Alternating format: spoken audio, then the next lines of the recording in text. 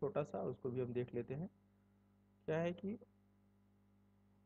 Find the critical disruptive voltage and the critical voltages for local general corona on a three-phase overhead transmission line consisting of three-stranded copper conductor spaced 2.5 meter apart at a corner of an equilateral triangle.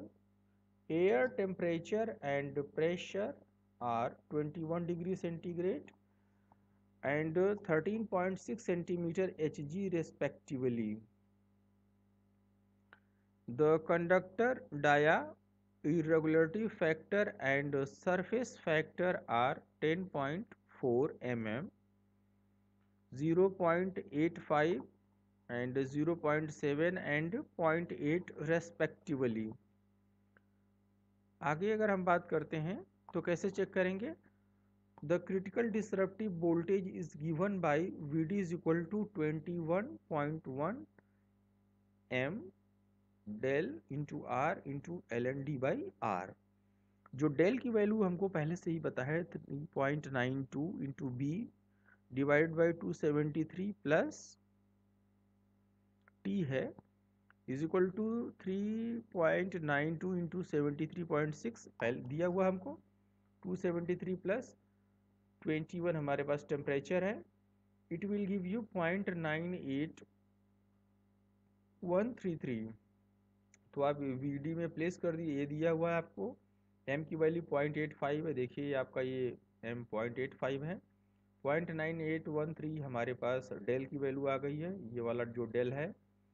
और इसके बाद हमारे पास radius are की value क्या है, हमारे पास 0.52 है, पहले से दिया हुआ है हमको. एंड ठीक है ना, इतना mm है आपका, 104 mm है. तो इसको सेंटीमीटर में कन्वर्ट करेंगे तो कितना हो जाएगा, 1.04, उसको डिवाइड करेंगे तो 0.52 हो जाएगा, इंटू ln 250 डिवाइड बाई 0.52. इसको mm में कन्वर्ट कर लीजिए चाहे सेंटीमीटर में कन्वर्ट कर लीजिए.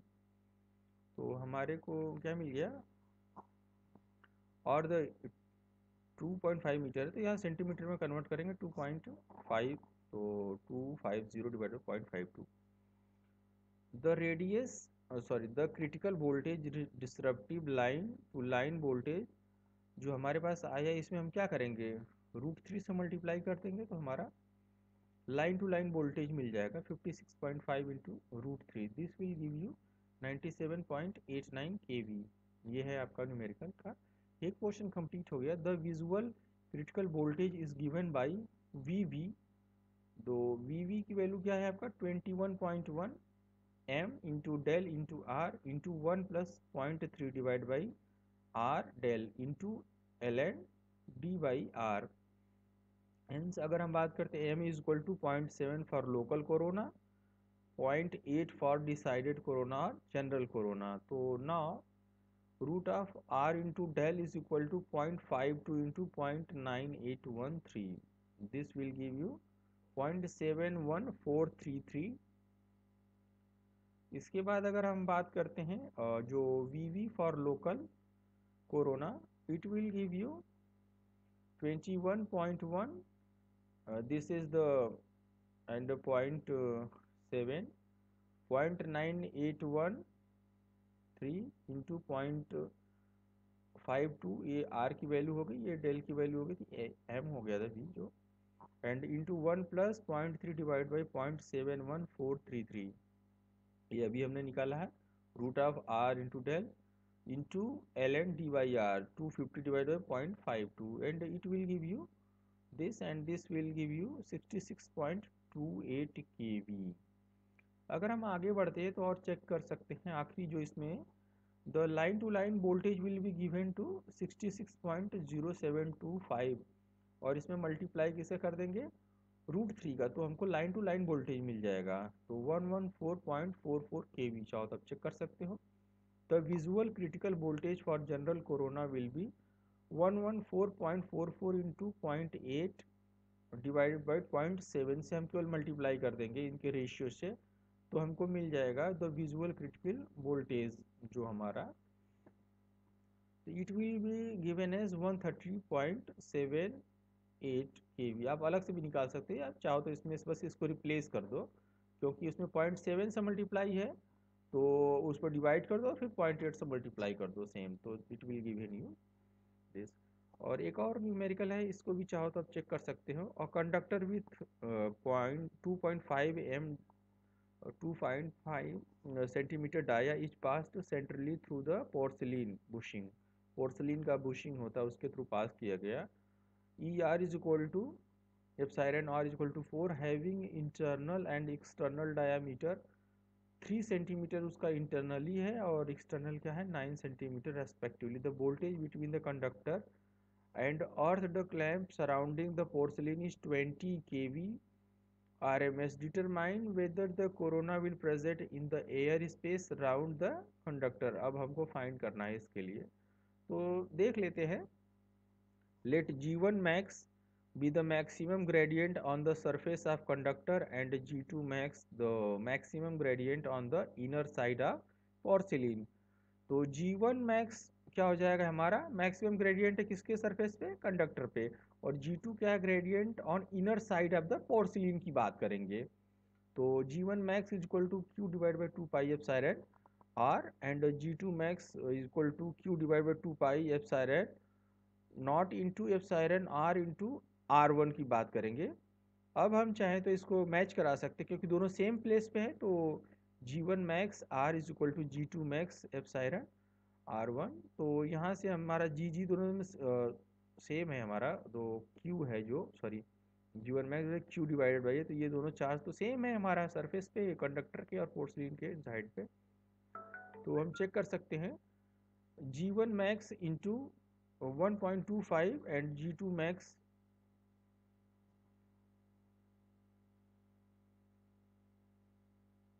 and G2 max is equal into 4 into 1.5। G1 max यहाँ से हमको मिल जाएगा 4.8 into G2 max। It will give you the G2 max equal to G1 max divided 4.8। Now we can write 0.208 G1 max in the term of G2। Now 20 is equal to G1 max R ln 1.5 divided by 1.25 plus G2 max R ln 4.5 divided by 1.5। This will give you 1.25 G1 max into 0.8123 plus 0.20 G1 max into 1.5। तो यहाँ पे हम लिख सकते हैं 0.2278 G1 max plus 0.3425 G1 max। Total will be given to 0.570 G1 max. तो हमारे को मिल गया G1 max is equal to 20 divided by 0.70 divide by equal to हम करेंगे तो 35.065 kV percent. Since corona exceed 21.1, तो कोरोना की वैल्यू कितनी 21.1 kV पर सेंटीमीटर होना चाहिए, यहाँ पे 35 है, means corona will be present. तो ये रहेगा एग्जाम में, अगर 21.1 से ज़्यादा है तो आप कहोगे कोरोना प्रेजेंट है। नेक्स्ट टॉपिक है आपका कोरोना लॉस की। अगर हम बात करते हैं क्या होता है corona loss, the ions produced by the electric field result in space charges which will move round the conductor. चारों तरफ मूव करते हैं। The energy required for the charge to remain in motion derived from the supply. Supply से जो निकलती है power वो खर्च हो जाती है उसको चार्ज को मेंटेन करने में, सराउंडिंग्स में जो मूव करता है कंडक्टर के चारों तरफ चार्ज। तो द स्पेस सराउंडिंग अगर हम बात करते हैं इसमें, तो जो आयंस होता है वो चारों तरफ कंडक्टर के मूव करता है, तो कंडक्टर से पावर उतनी हमेशा निकलती रहती है चार्ज बढ़ाने के लिए। Surrounding the conductor is lossy. अगर हम बात करते हैं सराउंडिंग्स है जो कंडक्टर चारों तरफ लॉसी होता है, लॉस होता है उसमें, in order to maintain the flow of energy over the conductor. अगर हमको कंडक्टर में पूरा एनर्जी का जो फ्लो मेंटेन करना है in the field where in this additional energy would be have to been otherwise absent. अगर हमारे पास मानिए 100 kV का जनरेशन से लेके ट्रांसमिशन तक होते हुए डिस्ट्रीब्यूशन तक पहुंचा, जनरेशन से मानिए यहाँ जनरेशन है और यहाँ से ट्रांसमिशन होती है, यहाँ डिस्ट्रीब्यूशन तक पहुँच रहा है। अगर हमारे पास यहाँ पे मानिए कि 400 kV का पावर यहाँ पे जाना, वोल्टेज जाना था 400 kV का, जनरेशन हमारा हुआ। तो बट यहाँ पे अगर लॉस यहाँ पे 10 kV का हो जा रहा है तो यहाँ पे तो 390 kV ही मिल रहा है ना वोल्टेज रिसीविंग पे, तो ये मे बी यहाँ पे लॉस हो सकता है। तो हमको we have to avoid that phenomena, हमको क्या करना है, वी हैव टू सेव, हमको सेव करना है। तो चेक करते हैं, it is necessary to supply additional loss, जो लॉस हो रहा है उतना हमको अलग से भरना पड़ेगा। अगर 10 kV है तो हमको 10 kV कहीं से फीड करना पड़ेगा उसमें। दिस एडिशनल मतलब वोल्टेज ड्रॉप उतना हो रहा है तो उतना हमको फील करना पड़ेगा। और जो पावर के टर्म्स में बात कर लेंगे, और additional power is referred as corona loss, जो हमारा एक्स्ट्रा जो पावर हो गया मेंटेन करने का वो हो गया, that will be the corona loss. सीधा सा जितना लॉस हो गया, वोल्टेज का ड्रॉप हो गया, जितना पावर लॉस हो गया और या मेंटेन करने में उतना हमको अलग से चाहिए। तो हम क्या करते हैं, ये कंडक्टर हो गया हमारा, या सॉरी ये कंडक्टर है हमारा, और यहाँ पे एक मेटल सिलेंडर मेटल है हमारा, ये दिस सिलेंडर है हमारा। तो हम यहाँ पे एक चेक कर रहे हैं, यहाँ पे mu ampere micro ampere check करने के लिए, और यहाँ एक डीसी सोर्स अप्लाई किए हैं। तो corona loss measurement with DC source से हम मेजरमेंट कर रहे हैं। तो since the phenomena is resistive the loss will be V I watch है। पीक, पीक एक साइंटिस्ट थे जैसा कि पहले ही पढ़ चुके हैं। Made a number of experiment to study the effect of various parameter on the corona loss. He decided the empirical conditions, उन्होंने बताया था कुछ findings. He deduced an empirical relation, जो बनाया उसको याद कर लीजिए। P is equal to 241 into 10 to power minus 5 into F plus 25 divided by del into R by D, ये रूट में रहेगा, इंटू क्या रहेगा आपका v फेज में रहेगा माइनस v नॉट, ठीक है, यहाँ का square. This is the kilowatt पर किलोमीटर पर फेज है हमारा, किलोवाट पर किलोमीटर पर फेज है, एक फेज का इतना है। तो f क्या है आपकी फ्रीक्वेंसी सप्लाई, और del air density correction factor पहले से हमको पता है। pp ऑपरेटिंग वोल्टेज हो गया हमारा, और v नॉट क्या है, क्रिटिकल डिसरप्टिव वोल्टेज है, v not critical disruptive voltage, जिसपे आपका इंसुलेशन या डाइलेक्ट्रिक क्या होता है, बेकार हो जाता है, पंक्चर हो जाता है। It give the correct result only if supplied frequency line between 25 to 120 hertz के बीच में है।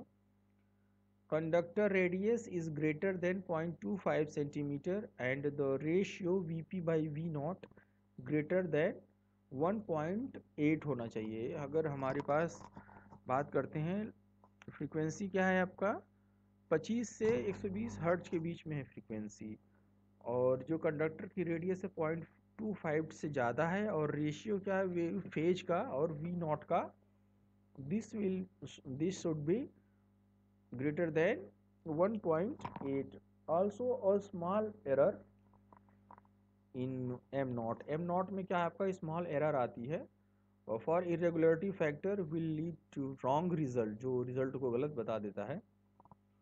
when using the formula factor affecting the corona loss, the electrical factor, atmospheric factor, factor connecting with the conductors की बात करते हैं। तो atmospheric factor क्या है आपका, v not is equal to 21.1 m into del R, del into are into L N D by R. तो अगर हम बात करते हैं, एक बार फिर से रीड करेंगे, तो लोअर द वैल्यू, एग्जाम में आता है लिखने के लिए, lower the value of del the higher the losses.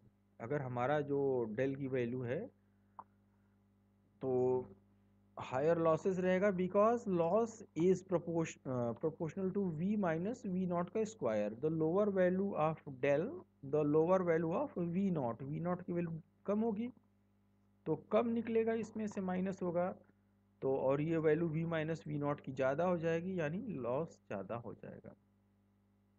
Hence higher value of V minus V naught square, the where V is the operating voltage in kV.